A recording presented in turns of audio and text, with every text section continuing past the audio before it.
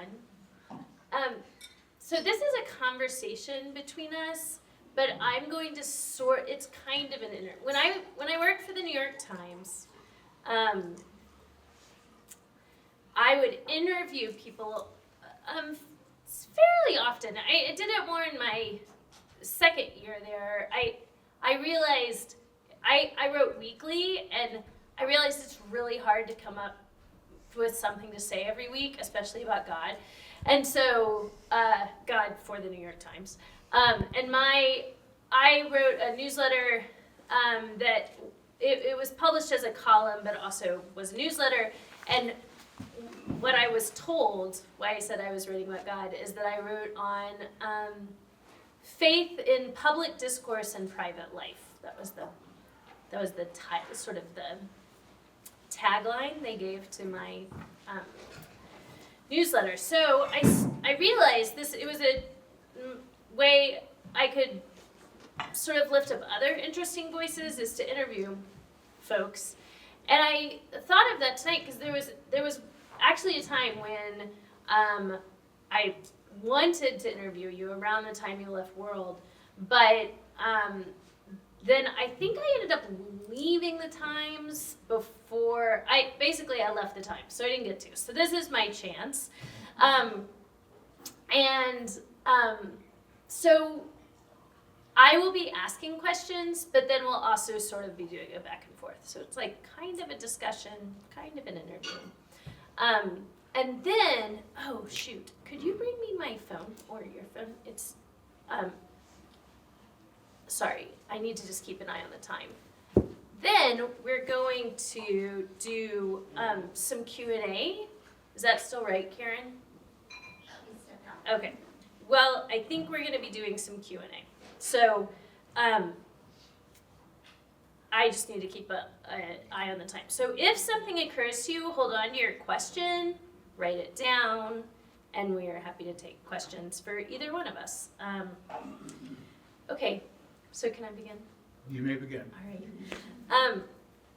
So they don't know this, but you mentioned to me that December 5th, today, 35 years ago, you gave a talk that kind of kicked off a movement.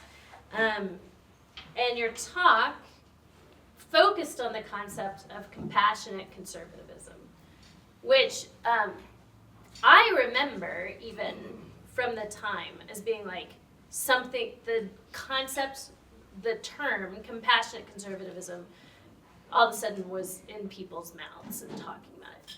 So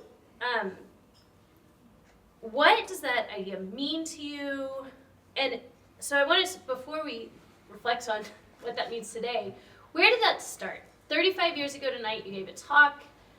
What happened after that? What happened to the tell us kind of about the rise, I guess, of this movement and what course it took. Yeah, 35. I did not choose this night, December 5th. It just happened, and then I went back and looked and saw, and went into my files, and yeah, this was the printed version of the lecture that I gave, and you can see the title, Reclaiming Compassion, a Christmas Meditation.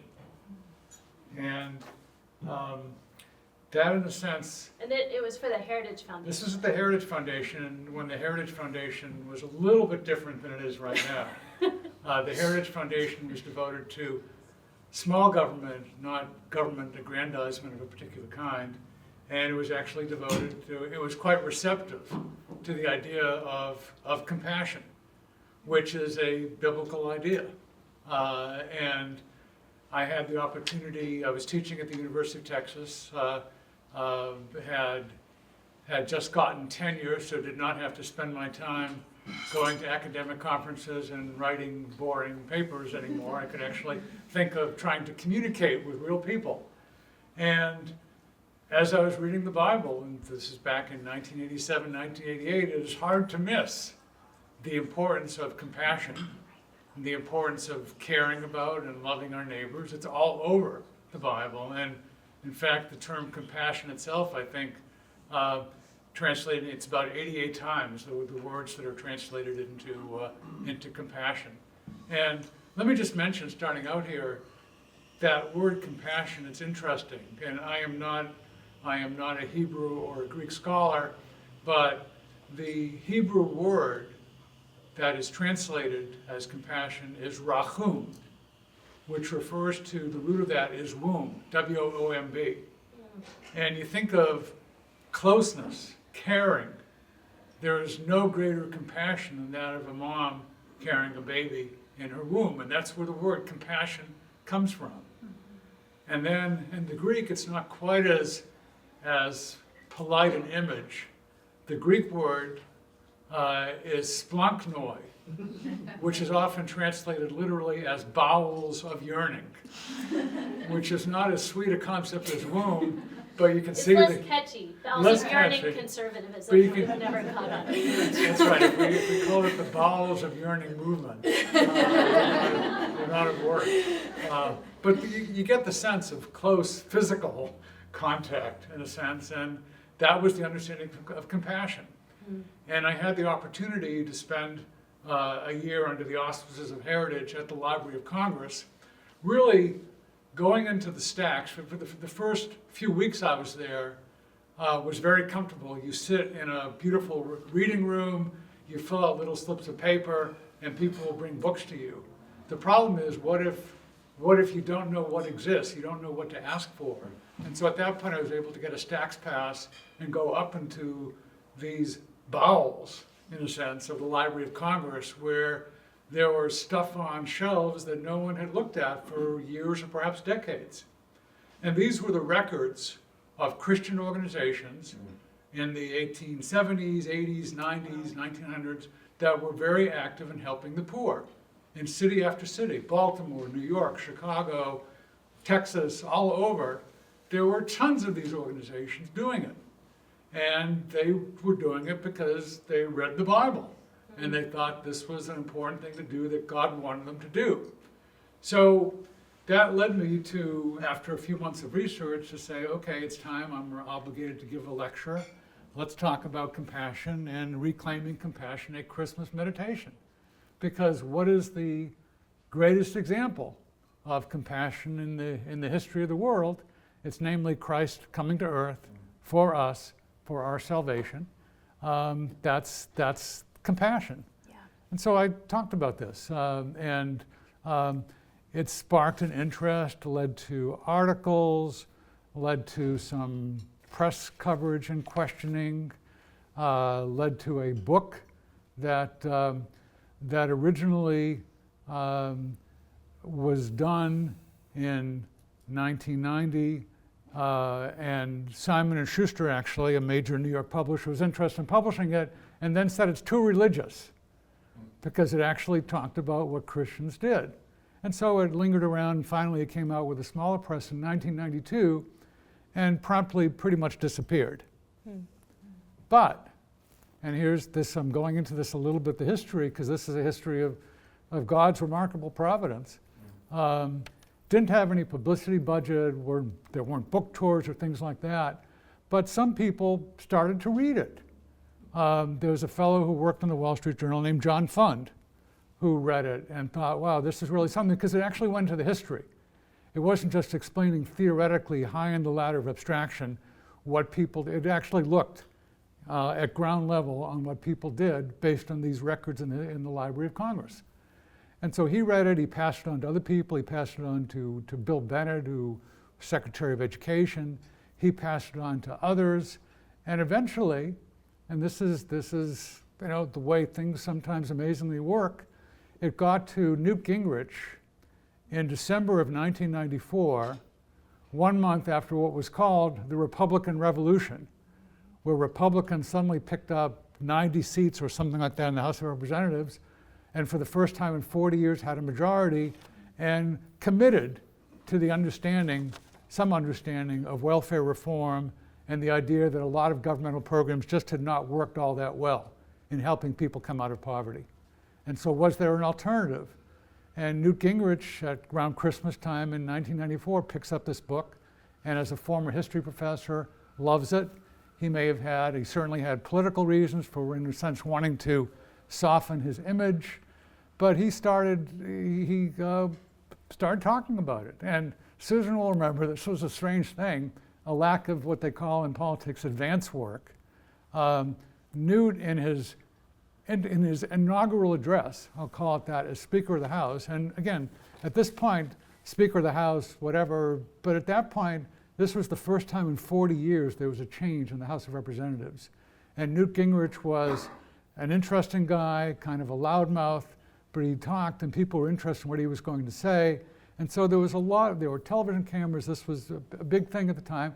And Susan and I are sitting in our zen in Austin, and suddenly, without any advance notice whatsoever, Newt is saying, and I commend to all of you, this is all the new members of Congress or the whole country, I commend to all of you the book, The Tragedy of American Compassion by Marvin Olasky, and he's pointed out all this stuff, and who knows whether these ideas are right, but it's something important we all need to deal with, and so forth. And he just kept talking about it and talking about it and talking about it for the next year. Every speech he would refer to it and required all the freshman Congress people to read it. And so I took a leave of absence from the University of Texas and spent the next year and a half commuting to Washington, basically going there, and something totally out of my experience. I mean, just sitting down and having breakfast and lunch and dinner with various senators and congressmen and reporters and things like that. So it was an exciting time, and that was really the compassionate conservatism on the national stage. I could go on about the weirdness of the experience, but enough of that. That's where it got an impact. And meanwhile, there was a fellow with political ambitions in Austin named George W. Bush, who also Karl Rove, his key assistant, read it and liked it and commended it to Bush, and we got together, we asked questions about it, he was elected governor, he wanted to do some of these things in Texas, and so there were things going on in Texas as well as in Washington. And this became a big concept. Those of you who have studied American history, you may be familiar with things like, there was a reformer named Henry George in the 1890s who had, I think his thing was called the single tax concept. You would just have taxes on real estate. And that flared up like a plant, as the Bible would describe, and then quickly fell off. Same sort of thing with compassionate conservatism. It was big for a while. George W. Bush made it his campaign slogan in 1998, running for re-election and then running for president. It helped him get elected, barely. And then basically after 9/11 in 2001, the idea of a political concept died. And so as we were driving over here, I was saying to Susan, okay, so this was the major political adventure of my life, and it was a failure, basically. It flared up for a while and then died and is pretty much forgotten, like Henry George's single tax of the 1890s. And I thought, so this is a failure. But listening to these kids here, and Karen said it brought tears to my eyes, because the whole national big political project died. City School remains, after 22 years. And it's not a big deal. It started out with maybe 80 students after the first year, and it has, I'm told, about 80 students now. It doesn't do what it's not scalable in a way, to use that business term. It's not a big deal, but it's a very important deal for these children here, and you can see what they've learned and the way they've integrated this into their minds, and they'll remember it their whole lives. So, on the one hand, it's a political failure. On the other hand, not only in Austin with City School, but all over the country, there are little things like this that started back then and are still going. And that in God's economy is a great success. So I'm very thankful at City School, not only amazingly, Susan and other people were able to start it, but here, 22 years later, here it is. And these children are here. And it's not stones, it's flesh and blood. And wow, thank you, God. So that's beautiful. And I just wrote a piece that came out on election day as people were voting for Christianity Today, CT, where he is an executive editor now. Thank you so much for pointing that out. Not just an editor, executive editor. But it was called Go Slow and Repair Things. And it was about this concept of smallness that you're saying, that a lot of the repair needed to rebuild institutions, rebuild social trust, rebuild society, is going to feel small and slow, not always scalable. And that is, I argue, actually the only way it's really done. So I don't want to take away from what he's saying. 1,000% agree. But I want to push back slightly on the your sense of failure, if that's okay. In the sense, I think you're so, because, and maybe I have this wrong, but I have heard from people, and people in Washington, like our mutual friend Michael Ware, that it wasn't just some people talked about compassionate conservatism, got Bush elected, 9/11 happened, it died, but that it actually spurred some real policy changes. Particularly what I have in mind is George W. Bush started an initiative on faith-based organizations. Mm-hmm. It was an office, I can't remember the precise name of it, but it was an office for faith-based nonprofits serving the community. And that was kind of, it was a new office. It was a new idea for faith-based organizations to actually work with the federal government, partnering to serve local communities. So an actual office was started in that then Barack Obama continued under Obama. So it was a bipartisan, it ended up being a bipartisan movement of elevating faith-based organizations on a national level. So don't you think there's some success in that? I mean, it wasn't, am I wrong to understand? I feel like compassionate conservatism, we're gonna get to the way it died, because I mean, I would agree with you that it's not hunky-dory, but there was some actual policy and like people were employed to sort of carry out that vision that then happened not just under a Republican president, but also under a Democrat. So can you speak to that? You really want me to speak to that? Toot your own horn a little bit. I would say it feels like it didn't. There was some actual real life payout to this beyond an academic or political discussion. Wouldn't you say? Okay. Well, I would like to say that. I'm saying that. And I will toot my horn for a moment, and then you'll see it's somewhat of a sour, flat note.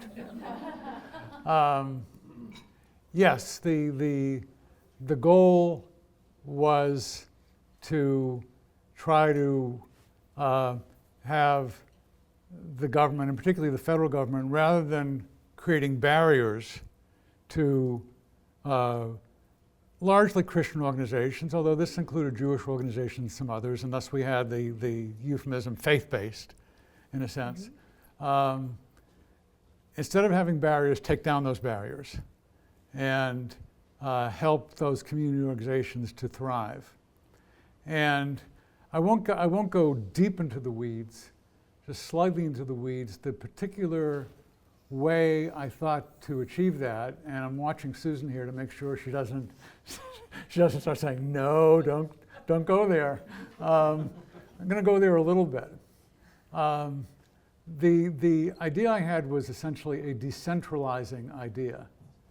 That is, rather than have the federal government decide where money was to go, individual taxpayers would decide. You would have on your income tax the option to have a $500 credit. That's awesome. Okay, which could go to any poverty-fighting organization. There'd be a special, as opposed to just the 501c3, there'd be a classification of poverty-fighting organizations, and you could get that money to those organizations. And the idea was, number one, it would boost those organizations financially. Number two, people would really get involved and have skin in the game. They would care where their money was going. They would look carefully and learn and hopefully get involved personally, not just giving money, but serving in direct compassion with people in need. That was the idea. The likelihood of success of that, I thought, was always pretty small, but it was a possibility. Now, what do you think happens to an idea like that when it gets to Washington? I mean, here, there would be funds going to these community organizations, and they'd be helping the community organizations, but no politician would get credit for it. It would just be individuals deciding. How much sweeter politically to be able to say, this is a senator or a representative, I got this for you. I am a deeply caring person, and I personally made sure that this organization would get this money. And by the way, vote for me. That's basically what tended to happen. Initially in the Bush administration, also in the Obama administration, it became somewhat of a political gem to pass out to favored individuals. And the whole tax credit idea, which at one point, and again, I still like George W. Bush a lot. I think he made some mistakes, but I like him a lot. But he did not carry through on one particular pledge to make that part of what he asked for. And I'll mention in particular one thing that happened. And this is a little bit in the weeds, but at a certain point, you may remember the expression. This is kind of like ancient history. The expression balanced budget. Does that ring a bell at all? Is that a foreign language at this point? But there really was an idea that, wow, there should be a balanced budget. And this was important in the Bush administration. And at a certain point, there was a question of what to do in something that, on the short term, would unbalance the budget. This $500 tax credit would actually decrease the amount of money coming to the federal government in a certain way. And so what are you going to do to make up for it? You need to balance the budget. There was a choice that had to be made. There were two policies that were pressing forward. Number one was this idea of the tax credit. The other, and again, we could debate the merits of this, and I can see the rationale for it. The other was to reduce or eliminate the estate tax. The estate tax, some of you who have big estates may be worried about this. It's unlikely most of you are going to be worried about this a whole lot. But if you have a lot of money and when you die, you don't want to be having a lot of taxes on it, then reducing or eliminating the estate tax is very important to you. And so what do you think happened in the Bush White House when you had to choose between doing something in the estate tax that would make some big donors very, very, very happy, or having a tax credit that would help a lot of little organizations, but no one would really get the credit for it, and who knows whether it would really work. It was somewhat experimental, and so certainly outside the box. Outside the box. So inside the box was let's do the estate tax. And when it came to a choice, this really there's a fine fellow named David Quo who was involved in the faith-based office and sadly died young in about 2006. But he writes about how his jaw dropped when they were in a conference to discuss a piece of legislation, and the Bush White House person at that point said, just drop this tax credit. We just can't do it and have a balanced budget, estate tax. And David Quo writes, his jaw dropped. It was just like that. And yeah, so that's inside Washington stuff.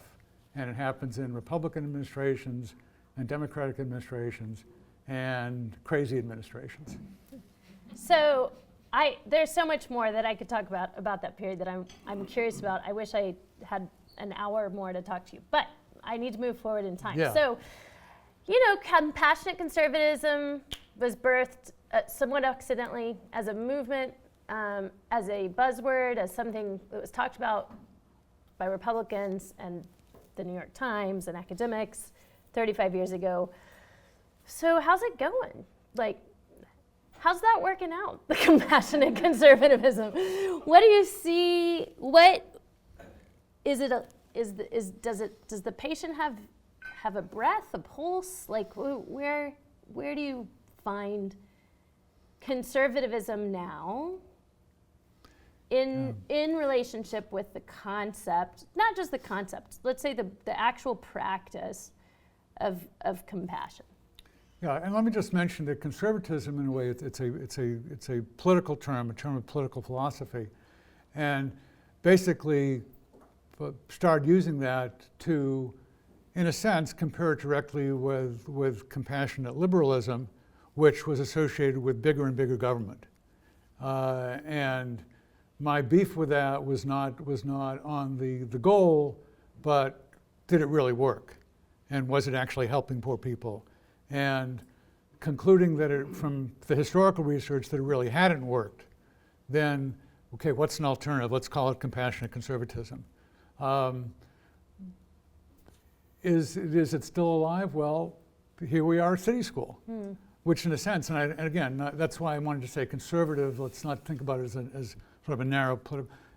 City school is a representation of compassionate conservatism, which doesn't mean that liberals and others weren't involved in it and very important in it, but it's not a big government project. Basically, it's individuals doing crazy things and somehow in God's mercy surviving. And 22 years later, we still have it. So there's city school here. There are other schools all around the country. There are good Christian programs to help homeless people all around the country, as well as some bad ones.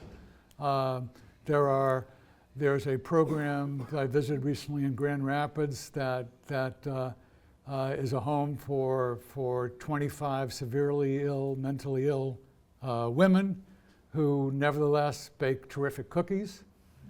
There are things like this all over the place.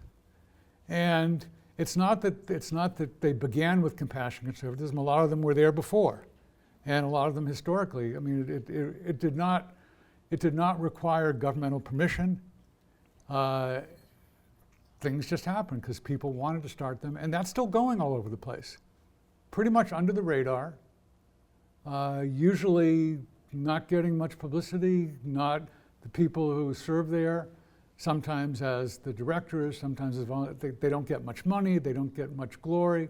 They do it because they believe, and I think rightly, that God wants them to do this. So that's still going. And again, this is why it's not a political term. It is a compassionate conservatism in a way is a political term, a euphemism, so we don't, for biblical compassion, or even more precisely Christian compassion. That's still going. It was around before it became popular politically, it's around after, and there are city schools all over the place. I mean, perhaps not quite as amazing as this particular city school, but nevertheless, it's still there. And so yes, in this localized way, it's successful now. This isn't anything new I'm going to say here, so I'll be very brief about it. We got a real problem in this country about community and communities dying and community institutions dying. The churches, for theological reasons, which are basic, but also social and cultural reasons, are very important. And when people stop going to church, that really hurts. It hurts theologically, it also hurts culturally and sociologically. When organizations like, the Lions Club, the Moose, the Elks, the this, the that, when those diminish, that hurts. It hurts our society. When people spend more time, and I'm not immune to this, spend more time on their phones rather than talking with each other. It is a pleasure to be sitting here next to Tish. We previously talked on Zoom. And it's different. It's different. When churches want to help poor people and they just communicate with those folks by Zoom rather than in person, that hurts. So all these types of things, people write their books out about the loneliness epidemic. And a lot of this is some of it may be exaggerated, a lot of it is true. So what's happened in the past 35 years, there's been a real narrowing of community institutions. I think that's generally true. There's been an increased loneliness. I mean, it's very hard to measure, but people try to measure it, and probably that's true. Diminishment of community institutions. So all these types of things that actually are huge in a society, we are in trouble as a society. We're in trouble also, let me just say journalistically, because so many local newspapers aren't around anymore. And so how do people even know what's going on at City Hall or local institutions? I mean, the Austin American Statesman is a shell of what it once was. My kids, when they were young, Susan and I, and you can sort of see what our kids may have absorbed, a certain skeptical attitude, they put out a little, I don't know even how we reproduced it, but a little sort of monthly newspaper they made up this name, I think, the Austin Animal Statesman, because it was all about our various pets, turtles and dogs and cats and rabbits. And sadly, there were lots of obituaries in it. But the Austin American Statesman there's almost nothing there anymore. And all across the country, there are lots of communities that have no newspapers. What do they have instead of newspapers? They have sort of social media. So in a sense, if compassionate conservatism, if the idea was small scale and local, we've had a nationalization over the past 35 years. Yeah. People now get excited about presidential candidates. They don't get excited about mayoral candidates. They probably don't even know who's running for mayor or city council or anything like that. So this is a big problem. As opposed to localism, we've had more nationalization. It's a problem. So But what do you think? You're asking questions. This is a but conversation. I have two questions that I have to ask you. And for the sake of time, I feel like, because they're burning in me, and so I have to ask you whether or not we get to talk. But I think, and I'm happy if anyone wants to know more of what I think, ask me in the Q&A. I'm not going to settle for that. But go ahead. You ask your questions and I'll ask mine. But I think so. Also, I'm keeping time, so I'm aware of. I have to ask you these two questions. One, it strongly touches on what you just talked about. I'm going to conflate two things. Here's a discussion. Here's somewhat what I think. I see a rise in two things in particular that feel like barriers or challenges or neutralizers to the potency that could be something like a movement of compassion in America. And even like in a bipartisan sense on both parties,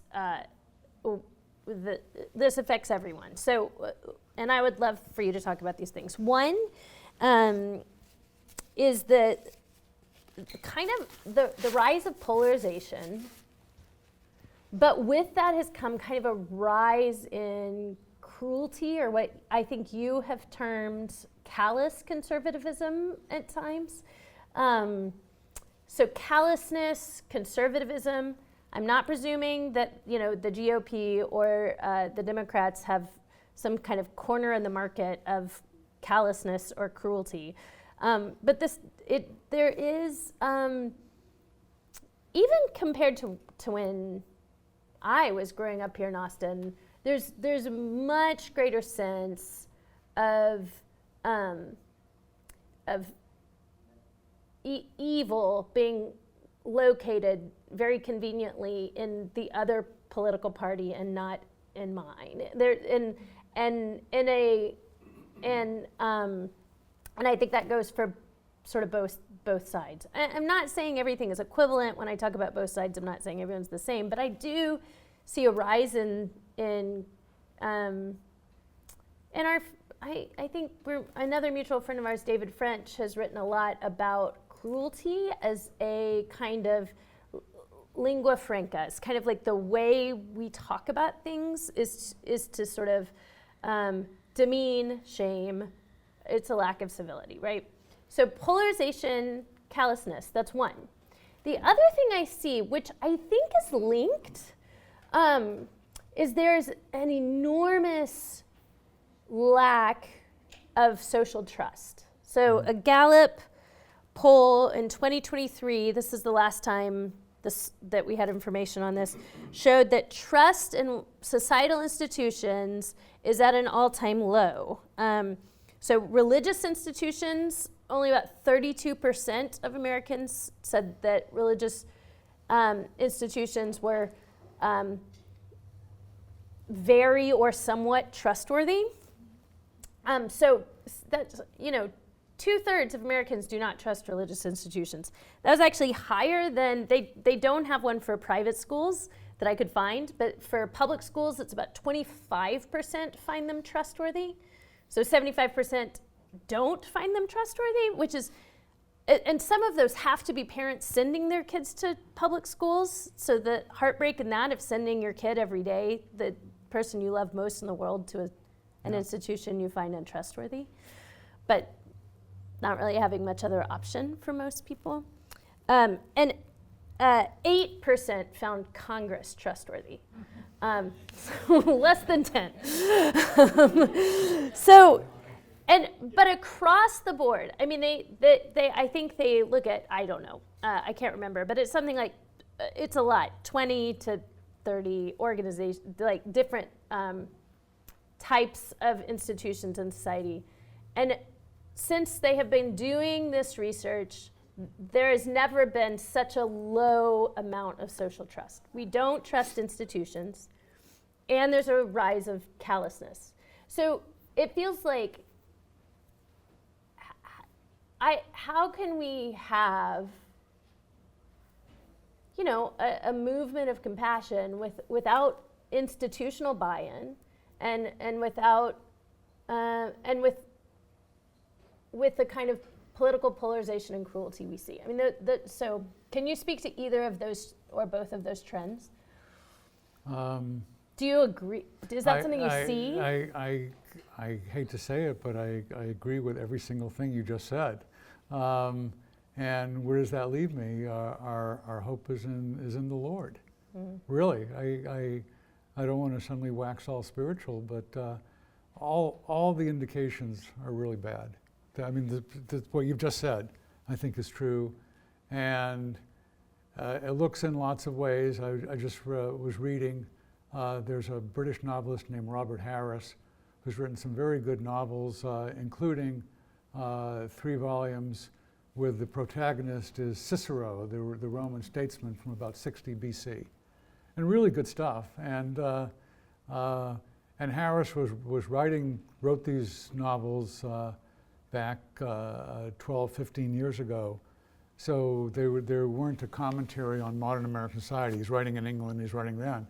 But a lot of it just seems like a commentary on modern American society in terms of the callousness, the cruelty, the hatred, the desire, the pleasure from not just defeating an opponent, but stomping on your enemy. Mm. It seems very much like ancient Rome. And that's bad, because ancient Rome descended into... Yeah, it didn't do so well. Didn't do so well. So that leaves me thinking, in one sense, this is proof of God. It's proof of original sin. It's proof of the sin that heavily influences every society, including this often blessed society called America.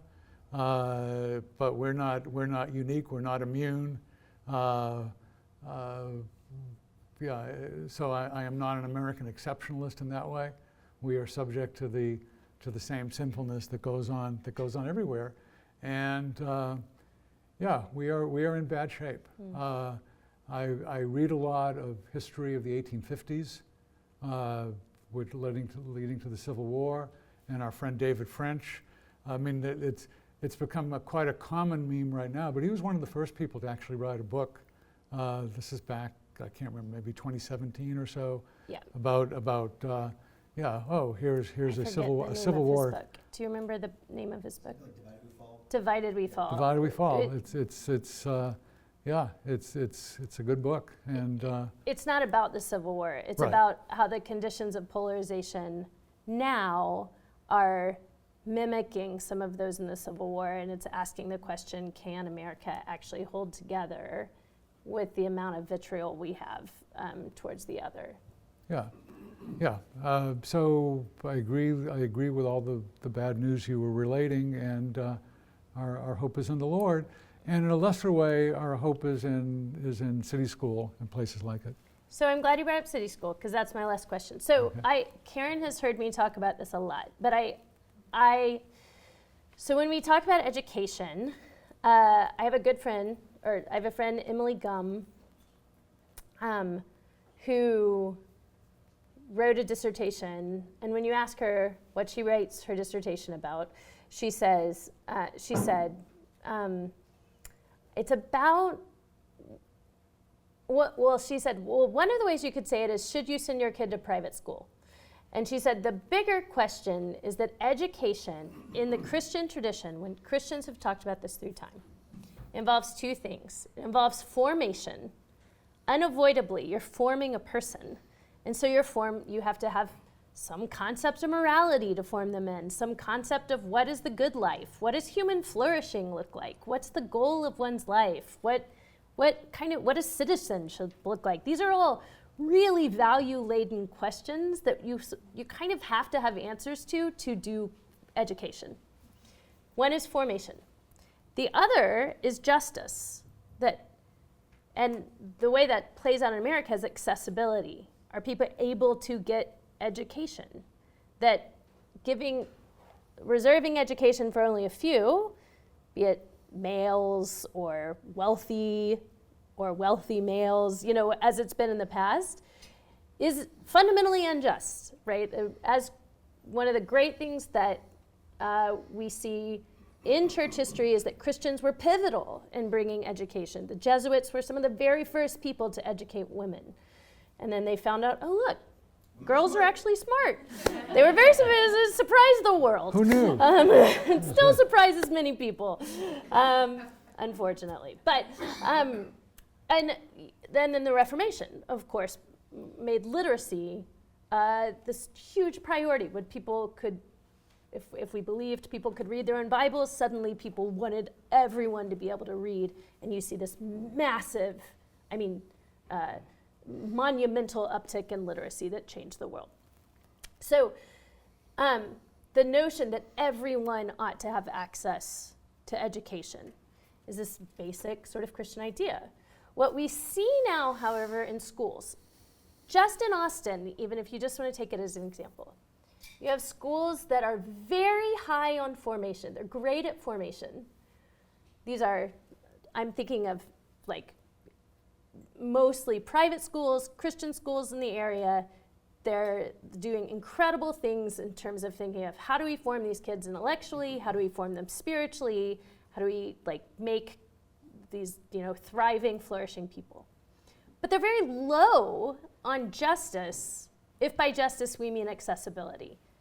You have to have a lot of money, or you have to have one of the parents being a stay-at-home mom to homeschool, it's low accessibility, high formation. Or you see schools that are very high on justice, care a lot about justice, have great accessibility. The ultimate example of this would be public school. Anyone can go. If you're breathing, you have access to public school, right? But it's very low often on formation in terms of there's not a sense of how do you form a child morally? What is the spiritual formation happening of kids? Is there spiritual formation happening of kids in public schools? Is it malformative? And so we're seeing fights about this, and I'm not even trying to get in the culture war of this, but there's fights happening about what books should be in libraries. school libraries. Those are value, morality-laden questions. What's a library? Anyway. School libraries. Oh, yeah. What kind of curriculum should there be? What should we do in terms of DEI? What should we do in terms of social, emotional education, right? Like, how do we, there's all these kind of arguments happening, because what's happening is formation, but we don't have a shared language of formation anymore. So, the point is, there's schools that are high justice, low formation. There's schools that are high formation, low justice. And if Christians are supposed to be committed to both, I feel like City School is trying to hold a really high view of justice. We want accessibility. We want people of all economic levels and races and statuses to be able to come. But we also want really great formation, moral formation, intellectual formation. We're trying to hold that together. But it's really hard because it requires a lot of money. It requires a lot of buy-in from people. And when you look around Austin, when you look around America, there are other schools doing this, but it is not common, and it takes lots of people being financially and emotionally very bought in. So how do Christians hold together formation and justice in the context of institutions? And I'll just say education institutions specifically. How is this a sustainable model? Is this a sustainable model? Yeah, it's really hard. In a larger sense, is having children a sustainable model? We see a birth dearth all many parts of the world, and basically you have to choose where to spend your resources. Okay, are you going to, it's expensive to have children. Are you going to spend your resources on children? Or are you going to spend your resources on personal enjoyment of other kinds? And in a sense, then that's the higher in the ladder of abstraction, coming lower in the ladder of abstraction, City School. Are you going to spend your resources supporting City School, or are you going to spend your resources?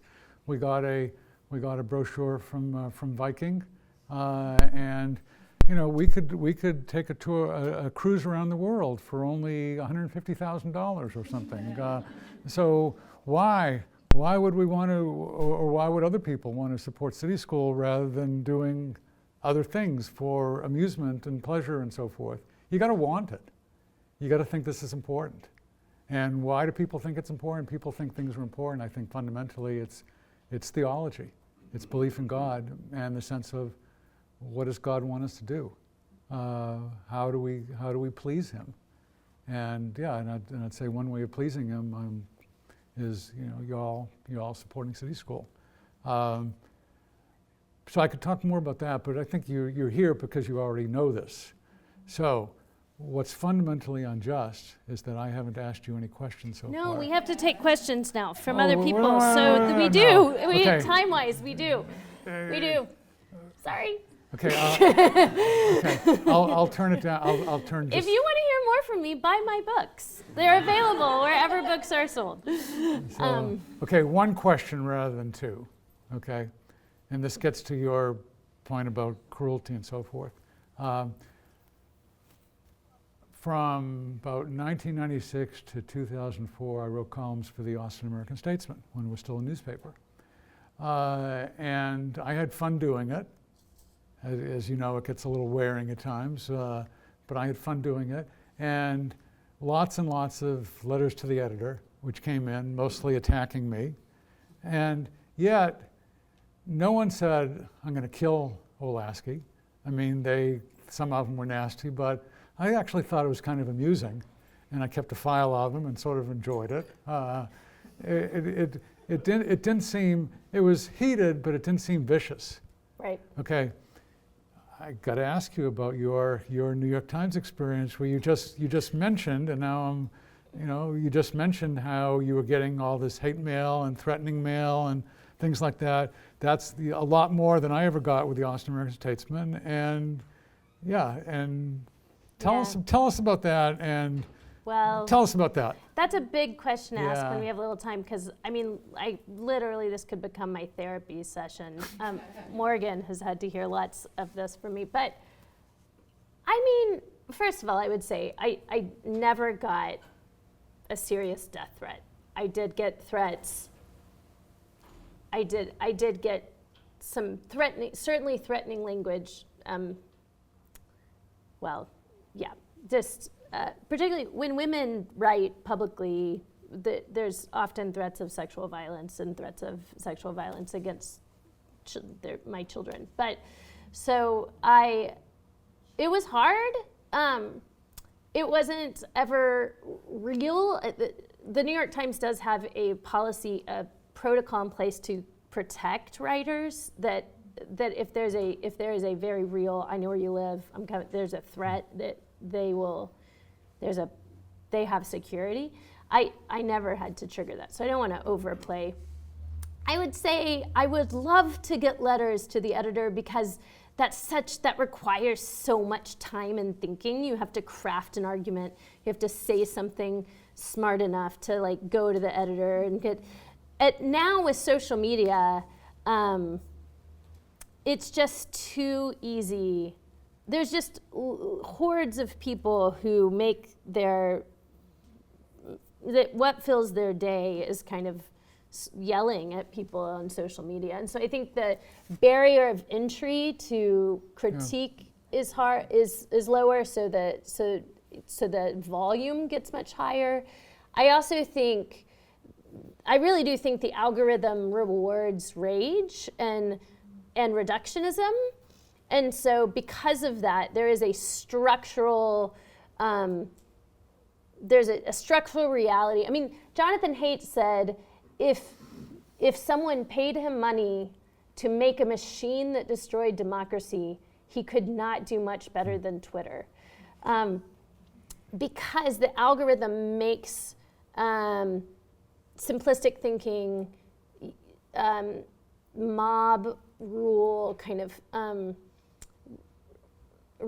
reducing your enemy to what you were saying, like the ancient Rome kind of thrash your enemy. That's really rewarded in our psychology even. I mean, they've hacked our psychology to keep us on the hook of that. And so, what it means for social discourse now is that to write in public, you have to learn to ignore this stuff and have a thick skin. But that said, it also, I mean, without a doubt, I think if you cannot remain human in that job and not be somewhat gun shy. It took, when I left the Times, it took a year. My column would come out on Sunday mornings. It took a year before I woke up on Sundays without my body tensing up like I was about to take a punch. Because I knew, and I was asked to write about God, so I knew, I mean, I was writing about politics and religion. Like, I wasn't like, oh, everyone's gonna love this. But there is a level of difficulty, I think, that is just part of the job. Unfortunately, I think that warps people. I think that it can malform our leaders to have, that has to be sort of part of what the price of entry. But I don't know if I'm answering your question well, but I think societal discourse is something that we need to work on. I will say the Times themselves were amazing. That they were truly committed institutionally, and I know this isn't perfect, but my experience there is they did want they wanted a lot of different voices at the table. They wanted ideological diversity. Certainly they can have more. I'm not naive. I know the Times leans left. I lean left in lots of ways politically. That's why I could be there. But I also didn't fit, and I don't lean left in every way politically. And I did get yelled at and screamed at by a lot of people on the left. So they were and are really trying with like the hiring of David French and stuff. They're trying to widen, and Ross Stout that's there. They're trying to sort of widen the ideological pot, and I think they're doing a good job of that. But it means you just have to take a lot of shots. So, questions from. Can I ask you a question about homelessness? Would you mind if I went there? I was thinking you were going to talk about the homelessness book tonight, what you're writing. Is that okay? That's okay. You can ask anything. It's a free country. Yeah. So you can ask about literally anything. Well, So. I couldn't wait to come tonight to ask a few questions of Marvin. So I loved reading The Tragedy of American Compassion, and I do work in systems approach to homelessness. I'm in government, and I'm also in the encampments, and I'm constantly trying to figure out how to bring the compassion that a human being naturally has to a systems approach, a large-scale operation, and working with state leaders on that. And just love to know your thinking on that. I've heard you both touch tonight on, you know what, the most effective programs, whether it's school or Lions Club or whatever, are when it's small scale for building community and having a healthy community. Couldn't agree more, but we do have government and we do have a massive problem with homelessness. And so would love to know your thinking. Wow, how many hours do we have? Scalability. It's interesting. I don't know if enjoyable, but it was enjoyable. I had a really interesting time in Joplin, Missouri, living in a house with 12 other guys, or 13 other guys. I mean, 12 of whom were fairly serious felons. But it's a Christian thing, and they had all come to Christ and, changed.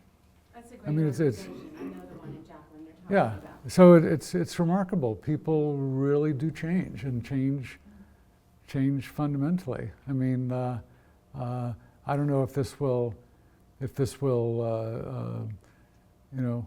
lead you all to think I'm wacky, or whether it'll give me a little bit of street cred in some ways. But when I was in college, this was Vietnam War years and all that. I just kept moving left and left and left. And actually, at one point, I confess to you all, I was a card-carrying member of the Communist Party USA.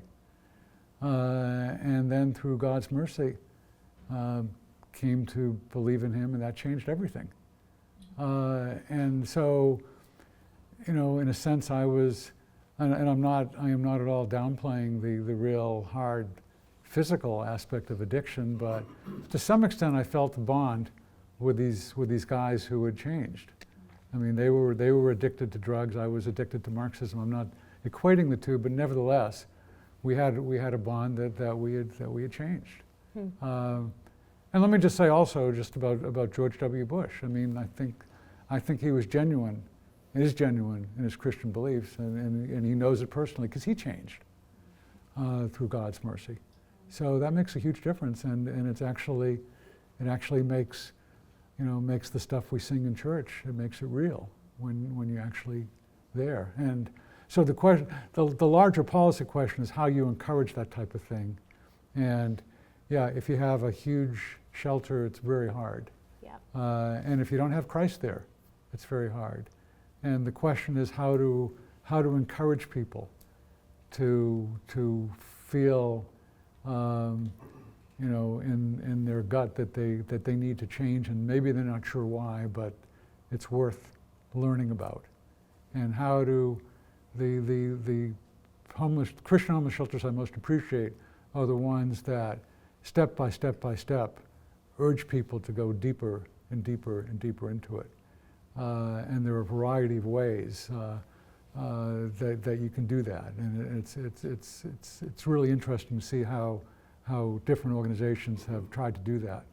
And that, let me just say one other thing. Back in when we were living in Washington, I used to go over to the Gospel Mission, which was about 2nd and D, and I liked the people a lot. But basically, their idea was the traditional Christian mission idea, that namely, the guys gather outside at 5:30. They come in and they have dinner and a sermon, basically, and then a cot. So it's a cot, and a sermon, and that's obligatory. It's like And an then- old Salvation Army model. Old Salvation Army Yeah. model. And again, I'm not disparaging, and some people's lives changed, but they come in for the evening. Most of them or a lot of them are drunk, and some of the best rollicking hymns I've ever heard were sung in these places, like the Pacific Garden Mission in Chicago, because the people were drunk. And then they go out again in the morning, and it didn't really.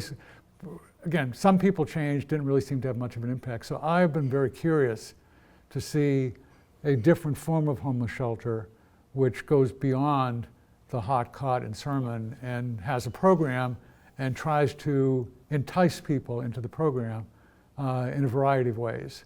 And it would take longer to go into it, but there are interesting things going on in the Christian homeless world, essentially. And so I'd encourage you to find out about those and get the Senator Parker or others to actually go visit some places.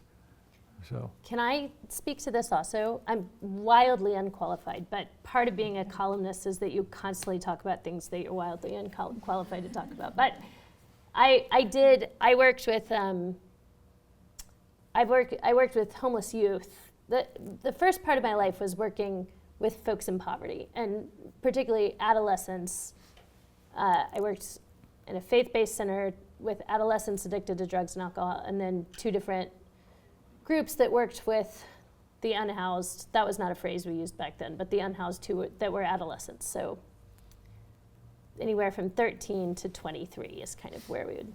All that to say, it's something that I've cared about over the years and been in and out. But I think anyone who works deeply with people that are homeless or formerly homeless or unhoused,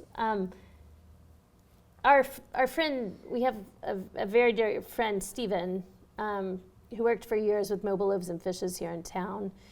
And he would say, homelessness is not generally caused by a lack of housing, it's caused by a lack of community. Mm-hmm. And that to rise from homelessness, you need a community around you. And that is what I saw the same working with adolescents. So I mostly wanted to recommend a book that you probably know about, but if other people are interested in this, it's probably the most impactful book that I've read in the last year. It's called The Least of Us by Sam Quinones. Sam, it's about addiction, but it ends up being a lot about homelessness. The book deals a ton with the homelessness epidemic in America. And Sam, I've exchanged emails with Sam and I've kind of followed his work. I think he's an unbelievably great journalist, amazing storyteller. The Least of Us pulls from the verse in Matthew, right? About what you do to the least of these, you do to me. Sam would not consider himself a Christian. I think he identifies an atheist or an agnostic.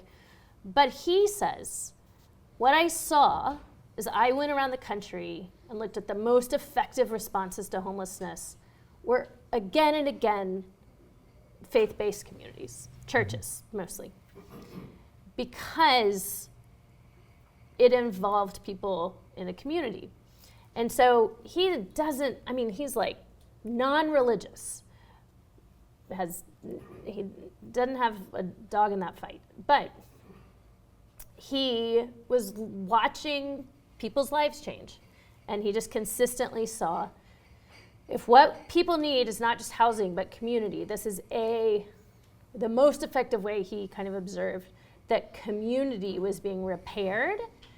He would say addiction cannot be addressed until we deal with community repair in a much broader sense. From getting people off of cell phones, getting people in rooms together, these are the things that address, that it may seem, wildly unrelated to fentanyl death statistics, but he would say are deeply related. And he traces in this book how they're related. So your questions about, but what do we do on the big scale, which is a completely valid question, and I absolutely think government has a role to play in this. I think I want to flag, and his book goes into the role of government for sure, and particularly the role of like policing and criminality, and he talks a lot about that. So read the book. Read that book. It's a great book. That said, I would say homelessness has become such a massive epidemic problem, particularly in the Western United States. No one knows for sure, but there's the statistics from the latest election, presidential election, is that the places that have that turned most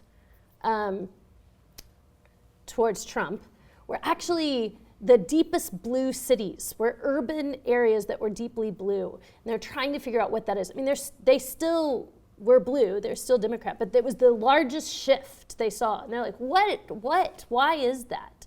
And a lot of people wonder if it has to do with like the widespread problem that is very clear in blue cities of addiction and homelessness. And the people are really grappling with like, it doesn't seem like the government can fix this on a broad scale. So I think we need to return to really out of the box ideas. I think we need to grapple with what does it mean for small local organizations to pair, how can we make that scalable? How can we funnel money to people that are already doing really good work on the ground? How can we, the government is great at providing resources, strong. The government is okay at providing resources. It is terrible at providing community. Yeah. It is horrible at providing love. So, but there needs to be some symbiotic relationship there where the large scale is really empowering the small scale. I don't know the answer, but I would recommend that book. Yeah. I'm going to throw up a meatball pitch to you, Marvin, but I want you to talk about why mediating institutions, so the ability of individuals to collaborate in these small-scale organizations, like what are the causal mechanisms that create social change and personal transformation? Why do they work better than large-scale, more maybe more abstract or less personal institutions at the state level? Why is that more effective? I realized that because we're not repeating, these aren't mic'd, they're not going to be heard on the video. So I just want to say for the video that the first question was about homelessness and scalable response. And this question is about essentially why do mediating institutions actually matter and why do they seem more effective? I don't want to put words in your mouth. Why do they conduce more towards personal transformation? Why do they produce more personal transformation than large-scale things? Yeah. One thing when I'm training journalists, I talk about not being high on the ladder of abstraction, but staying low on the ladder of abstraction. And so thinking of your question, I think of the slogan from the beloved state of Michigan, if you seek a pleasant peninsula, look around you, okay? If you want the answer to your question, look around you, okay? Why does city school exist? I mean, after all, each parent could educate his or her child, do it individually, or you could have kind of a government factory school, in a sense. Why does city school work? There are, and again, I was deeply involved in this the first 3 years but from what I understand, the same thing goes there. There are personal relationships that develop between teachers and students and among the students. The classes are small, and there's a lot of emphasis on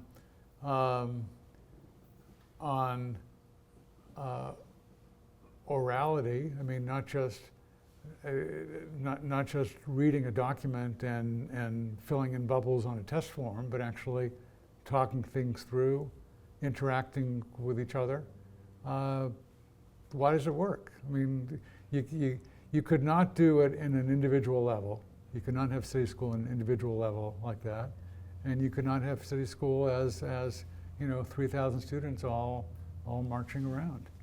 So I'll stay low in the ladder of abstraction and just leave it at that. But Susan here can go up and down the ladder of abstraction brilliantly.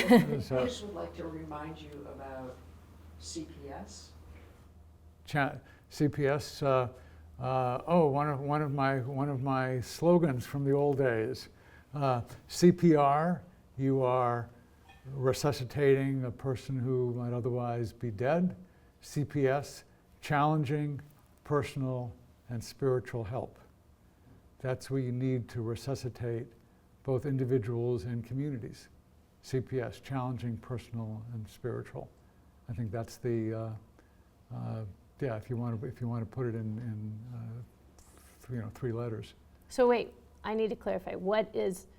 You're saying that individuals need challenging personal and spiritual help? Is that what you're saying? Yeah, individuals and communities also, but let's look at it at the individual level. Individuals need challenge, which often is in the form of work, but it's also in the form of challenge to change in some ways. If you're in a pattern of really destructive behavior, challenge to change, not just enable that person to stay. As one of my friends who ran a homeless shelter in Denver, he would talk about drinking and drugging yourself, and he'd say work works, which challenge, work works, and that's important. And it's the same thing, by the way. Bob Cote, this guy in Denver, would say work works, but it's actually Increased Mather said the same thing, basically. And I think pretty much maybe he used 5 words rather than 2, but same deal. Yeah. Back in the late 1600s. So challenging. Personal, basically the type of help that really, I was dog walking this afternoon with a person who came to Christ. He said, largely, he was reading the Bible, but largely from other people he was interacting with in a church. And he saw how their lives had changed, and he thought, oh, there's something real here. So it was this personal discussion that he had, and at least with the homeless folks I've talked with who have changed, it's usually, there's a guy named Michael who's 48 years old. He has spent at least 26 of those years in prison for very serious offenses. He was one of the guys in Joplin, Missouri, in this house. And he also writes poetry, which is actually interesting and pretty good. And he talked about how he was in prison, and he was just watching, one of these horrible talk shows where people are yelling at each other all the time, which now sounds like our whole country, but this was 20 years. This was 10 years ago, and there was a pastor who came to the church, and Michael just ignored him for the first couple of months when the guy came once a week, but he kept coming. And then this pastor, he'd start talking with him, and this pastor actually, and it may seem a little showy in some way, but the pastor would actually put on prison garb, like the prisoners, and he'd be staying there overnight amid people who were in there for murder and things like that. And this one person had a huge effect on Michael. He saw he's genuine. He saw he cares, and then when this pastor would tell him about God and about Jesus, Michael actually paid attention, even though he had grown up in very savage, horrible circumstances. But it was the personal contact that actually changed him. So challenging, personal, and spiritual. Apart from God, nothing works, basically. So those, I think, are the 3 things. And I would contrast that in the old days with help, offered help, that instead of challenging, it's enabling. Right. Instead of personal, it's bureaucratic. And instead of spiritual, the assumption is there's no God or nothing that affects us in any way. Or because on a large scale we can't agree,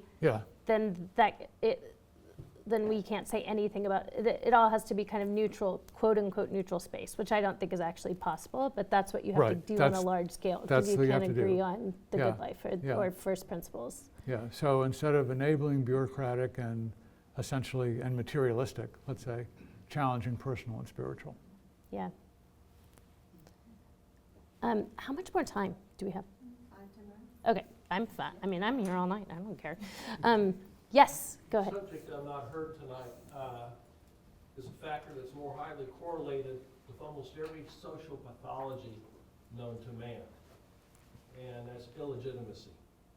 My own experience with that, for 3 years, Elaine and I were directors of a halfway house for juvenile delinquents. During that time, we had about 60 kids come through our program. 3, get the right number of fingers out there. 3 came from homes with a father. Mm-hmm. This was before Dan Quayle, so this was an issue that we had to live with for 3 years and had Yep. seen the effects, but I haven't heard any discussion of that. But yet we talked about addiction, homelessness, and many other things that are very highly correlated Yep. with illegitimacy. Yeah. Yeah. We can both speak to that. I think you have written on that. So you're absolutely right. I think at this point,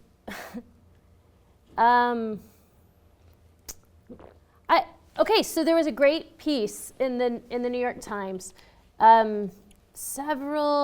maybe a year ago, and I don't remember the author, so if this is on video, I apologize to the author. I'm a writer and I don't remember writers' names, and I don't expect my readers to remember my name. So, but I think, but this person wrote about the concept of luxury beliefs. Oh, Rob Henderson. Oh, thank you, Rob Henderson, of course. But it was such a great concept. Even if we can argue about which beliefs are actually luxury beliefs, but they're essentially things that elite folks, and I mostly mean economically, materially elite folks, can kind of hold beliefs in a way that doesn't destroy their society, culture, etc. That when it trickles down to the vulnerable, to the particularly the economically disadvantaged, are disastrous. He uses an example he uses is the notion of defunding the police. That actually elite, safe communities, elite, safe, progressive communities, you higher support of the notion of defunding the police than communities that are in poverty and non-white communities in poverty even. Because folks who live in challenging neighborhoods really rely on the police, and they know they do. They want justice, they want reform, they certainly don't want racial profiling, but they don't want to defund the police. They just want just policing.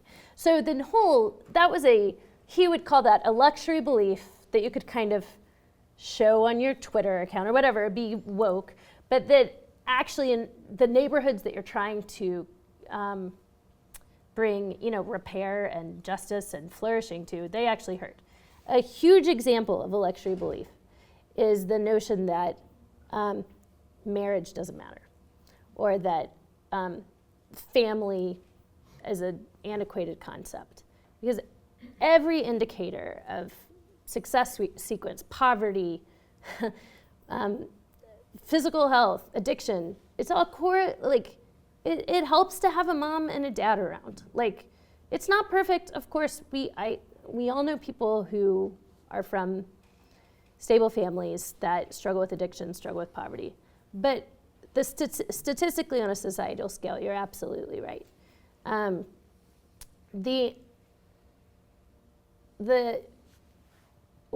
Although often in sort of elite circles, the notion of traditional family is often it's not derided so much as just dismissed or it's too traditional. What we see is that for the vast majority of people over an economic level, they tend to pair off and have stable families. Divorce rates are lower. So in practice, the practicality is they're continuing to, in the practice of their lives, support traditional relationships and marriage.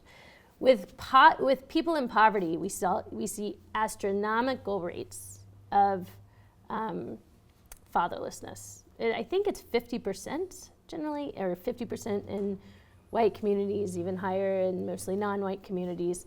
So fatherlessness is just this giant issue. This was a bipartisan thing. I mean, Barack Obama had a, I guess, summit on fatherlessness, or he brought a bunch of people together in the White House to talk about how do we address fatherlessness in America, because it's such a societal issue. I actually think this is a place for where in our polarized society we could actually come across the aisle and find solutions. Not solutions, but we could help. To some extent, I absolutely agree. Like, you're not going to be able to solve this in a government way. You can't pay people to care about their kids. You can't. Government makes it worse. Like, you can't. You have government wives. You Who needs a husband? you can't. Gives you a house and food and everything else. And some of this has to come down to, like, having children is a statement of hope. It's a statement of faith. Like, it's voting that. It's like putting skin in the game for the future, right? So some of that, I'm saying it can't be government motivated. I do think, though, that there are the only, so I'm a pastor. I think religious communities need to, like, honor marriage and honor fatherhood and motherhood, and I think on a local level in schools we need to, honor marriage and fatherhood and motherhood and help kids, help kids that are not from families that are traditional and figure out how to care for them, but also, like, be very pro-family. That said, I do think this is a place that doesn't have to be partisan. I think there are policies like child tax credits, like taking away, incentivizing not getting married, like taking away the things that would keep people from getting married in, like, welfare reform and that sort of thing, to allow folks to have access to marriage without it affecting their benefits. I think things like, I just think there's lots of, like, pro-natal policies, like encouraging families to have children, encouraging families to stay intact. I think there are things that can be done on a government level. I also think there's very interesting things happening in this intermediate space that you're talking about, particularly with religious organizations. There's work done, it's Communio, right? That I almost want you to talk about Communio, because you know it. Could you just talk about it, even though you're not? Yeah. Just tell people. There's a guy named J.P. Gantz. He's doing policy work in D.C. and he, as a Roman Catholic, wanted to actually implement the vision of Catholic social teaching and pro-family like doctrine in the church, like in a local community. So he figured out what was the place with the worst divorce rate in America, which is Jacksonville, Florida. He moved there, created a coalition of churches, both Catholic and non-Catholic, and created materials for them to engender a marriage culture in their churches. And then helped them by creating a database of all the registered voters in that county to actually create events that would be very public facing and, like, very low barriers to entry to get folks in to work on their marriages. Basically, like, we don't want anything from you, we want to help you with your marriage. The divorce rate in Jacksonville in 3 years went from 28% to 25%. So, like, a massive, like, 3%. A 3% drop in divorce in over 3 years. Entirely attributable to Communio's work. This stuff works, man. Like, man, I don't want to get my soapbox, but it's it's important. The church actually has resources here. Yeah. We need to believe it ourselves, but also, like, we need to offer it to the world because it's a gift. So I think I want to say two things. Mostly, I agree with completely what you're saying. I think that, of course, in the end, the decision to marry, to remain married, to raise your kids, to be in your kid's life, that's to some extent an individual decision that people make. So we need to encourage that. that said, I don't want to just leave it on the level of individual morality. I think we can culture create, which is what Communio is doing. I think we can have policies that support families. And I think I don't think this has to be a partisan idea. I think we can create culture that is more conducive to people valuing family, valuing having children, valuing staying together. I think that it's something that we can begin in small ways, but in reparative ways to work on. Do you have anything? No, that's good. Let me just add one thing about what government can do. Government sometimes can, when things are working well, can provide good role models at the top. And whether you agree or not with Barack Obama's politics, in that way he was a great president, as a father, as a husband, and showing that that's valuable. I mean, that's useful. It's useful to have a president of that kind, to show the importance of family and fathers being there. So, yeah. I guess one final question. Are we done? Okay, we're done. Thank you, Marvin.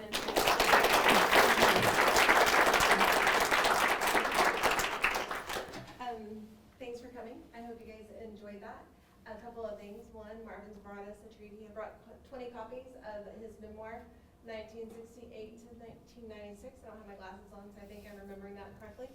And so you can grab those at the back on your way out. I know they're And let me just say they're free. There's no charge. Just they're there. You only have to give $150,000 to City School instead of your Viking cruise. Nice segue. We have a matching donor who is willing to match up to $10,000. And so City School in the early years gave out 25% of our students received tuition assistance. And those tables have turned in the last 22 years. And so 75% of our students receive tuition assistance, and a large portion of them receive 60, 70, 80% in tuition assistance so they're paying minimal to get a great education. And I mean exactly this, it's a community, and it's a great place to be. So there's a QR code on this little thing, or you can go old school, and there's an envelope in the back. But feel free to linger, enjoy some more desserts, because there's a lot of cupcakes left on the table. So eat a cupcake if you haven't had one. Sweetness, a teacher friend of mine who is subbing for us now, this is her side business. She makes amazing cupcakes and cakes. Yeah, thanks for coming tonight. Feel free to linger and visit some more. Thanks, guys. Thank you. That was fun. Thanks. Yeah. Thank you.